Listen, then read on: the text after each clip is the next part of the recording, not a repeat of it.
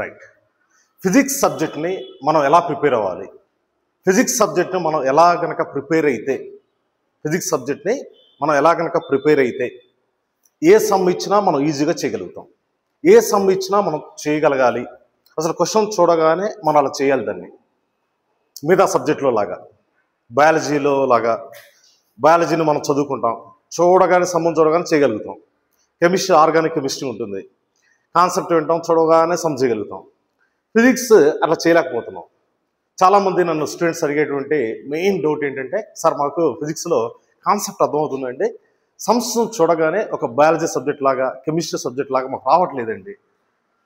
అట్లా రావాలి అంటే ఎలా ప్రిపేర్ అవ్వాలండి అంటే, ఫర్ ఎగ్జాంపుల్ చెప్తా మై డియర్ స్టూడెంట్స్, ఇది కరెక్ట్గా కనుక ఫాలోఅప్ చేసుకుంటే, ఈ యాటిట్యూడ్ మీరు కరెక్ట్గా ఫాలోఅప్ చేసుకుంటే మీరు ఫిజిక్స్లో ఏ సమ్ ఇచ్చినా కూడా మీరు ఈజీగా సాల్వ్ చేయగలుగుతారు. ఏంటిదంటే, ఫర్ ఎగ్జాంపుల్ సింపుల్ ఎగ్జాంపుల్, మనకి చేంజ్ ఇన్ మూమెంటం అనేటువంటి అప్లికేషన్ ఉంది. చేంజ్ ఇన్ మూమెంటం అంటే final momentum minus initial momentum. జనరల్గా మనకి ఫార్ములా ఎలా ఉంటుంది? ఫైనల్ మూమెంటం అంటే -mu that is equal -2mu. దాని మ్యాగ్నిట్యూడ్ తీసుకుంటే change in momentum is equal ఏమవుతుంది మనకి 2mu అవుతుంది. ఇలా కనుక జస్ట్ ఇలా ఉన్నది నేర్చుకున్నాం అనుకోండి, బుక్లో ఉన్నది మాత్రమే నేర్చుకుంటే అది ఏమవుతుందంటే జస్ట్ మ్యాటర్ అవుతుంది. అలా కాదు మనం నేర్చుకోవాల్సింది. ఎలా నేర్చుకోవాలి అంటే, సబ్జెక్ట్ని అనాలిసిస్ చేసుకుంటూ కాన్సెప్ట్ని డెప్త్కి వెళ్ళి నేర్చుకోవాలి. ఇప్పుడు ఫర్ ఎగ్జాంపుల్ మనకి ఇక్కడ చూడండి, first let us consider a small mass of a body or ball. Moving speed is u.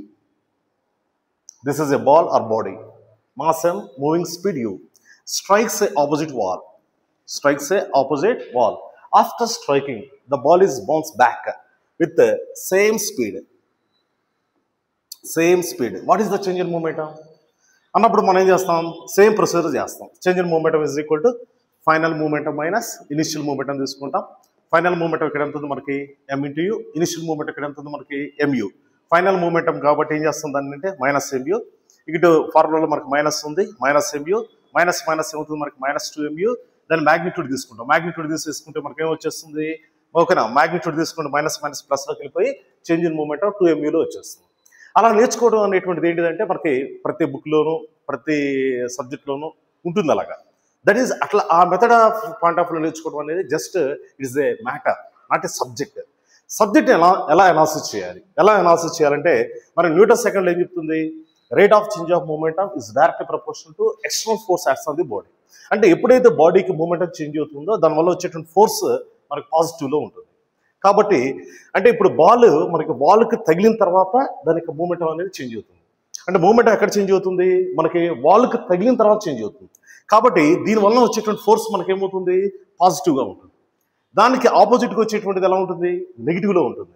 So అప్పుడు మనకి చేంజ్ ఇన్ మూమెంటం ఏమవుతుంది? ఫార్ములా మనకి final momentum minus initial momentum. So final momentum ఎలా తీసుకోవాలి? మనం పాజిటివ్గా తీసుకోవాలి. అంటే away from the wall is positive according to sign conversion and according to Newton second law base concept. ఓకేనా? సో ఫైనల్ ఫార్ములా వచ్చేప్పుడు మైనస్లో ఉంది. సో దానికి ఆపోజిట్ కాబట్టి మనకి ఏమవుతుంది? -mu అవుతుంది. మైనస్ ఏమవుతుంది మనకి? పాజిటివ్లో కన్వర్ట్ అవుతుంది. That is equal change in momentum ఎంత వస్తుంది మనకి? 2muలో వస్తుంది. అంటే దీన్ని ఇలా కూడా చేయొచ్చు అనేటువంటి యాటిట్యూడ్ని మన బ్రెయిన్లోకి తెచ్చుకోవడం ఉండేటువంటి యాటిట్యూడ్ అనేటువంటిది సబ్జెక్ట్ అవుతుంది. యాజ్ ఇట్ ఈజ్గా మనం నేర్చుకోవడం అనేటువంటిది ఏమవుతుందంటే మనకి మ్యాటర్ అవుతుంది. మ్యాటర్ అనేటువంటిది చేయటం వలన, యాజ్ ఇట్ ఈజ్గా మనం నేర్చుకోవడం వలన, మనం ఏదైనా ఒక కొత్త క్వశ్చన్ ఇచ్చినప్పుడు మనం దాన్ని చేయలేము. ఎందుకంటే మన బ్రెయిన్లో ఉన్నది మాత్రమే చేయగలుగుతాం తప్ప బ్రెయిన్లో లేనిది చేయలేము. ఆ బ్రెయిన్లో లేనిది కూడా మనం చేయగలగాలి అనేటువంటి దాన్ని మనం రావాలి అంటే ఏంటంటే, సబ్జెక్ట్ని ఈ విధంగా మనం అనాలిసిస్ అనేది చేసుకోవాలి. సబ్జెక్ట్ని కనుక ప్రతి కాన్సెప్ట్ని కూడా ఈ విధంగా మనం అనాలిసిస్ చేసుకోగలిగితే మనం ఏ క్వశ్చన్ ఇచ్చినా కూడా ఫిజిక్స్లో మనం ఈజీగా సాల్వ్ అనేది చేయగలుగుతాం. దిస్ ఈజ్ ఒక సింపుల్ టెక్నిక్ ఇది. ఈ టెక్నిక్ని ప్రతి కాన్సెప్ట్లోనూ మీరు నేర్చుకోండి. అంటే సార్ చెప్పేది ఎప్పుడు కూడా ఎలా ఉంటుంది? మీ కాలేజీలో కానీ ఎక్కడైనా సరే సార్లు ఎలా చెప్తుంటారంటే, ఉన్నదాన్ని ఓకే చేయడానికి వెళ్తుంటారు. ఆ ఓకే చేయడానికి వెళ్తున్నప్పుడు నీ యొక్క జర్నీ ఎలా ఉండాలంటే, ఇంకో విధంగా ఏదైనా చేయొచ్చా, లేదా ఇది ఎందుకు ఇలానే చేయాలి అనేటువంటి పాయింట్ ఆఫ్ వ్యూ థింక్ చేస్తూ వెళ్తుంటే నీకు సబ్జెక్ట్ అనేటువంటిది డెవలప్ అవుతుంది. అలా కాకుండా ఆయన సార్ చెప్తున్నాడు, మీరు నోట్స్లో రాసుకున్నారు, నోట్బుక్లో రాసేసుకున్నారు, యాజ్ ఇట్ ఈజ్గా రాసేసుకున్నారు.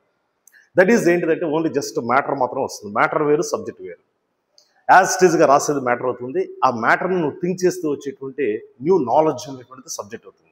ఆ సబ్జెక్ట్ని ఎవరైతే కనుక బ్రెయిన్లోకి వాళ్ళు ఎవరైతే తీసుకోగలుగుతారో ఫిజిక్స్లో ఏ సమ్ ఇచ్చినా సరే వాళ్ళు ఈజీగా సాల్వ్ అనేది చేయగలుగుతారు. ఓకేనా? Right. Wish all the best.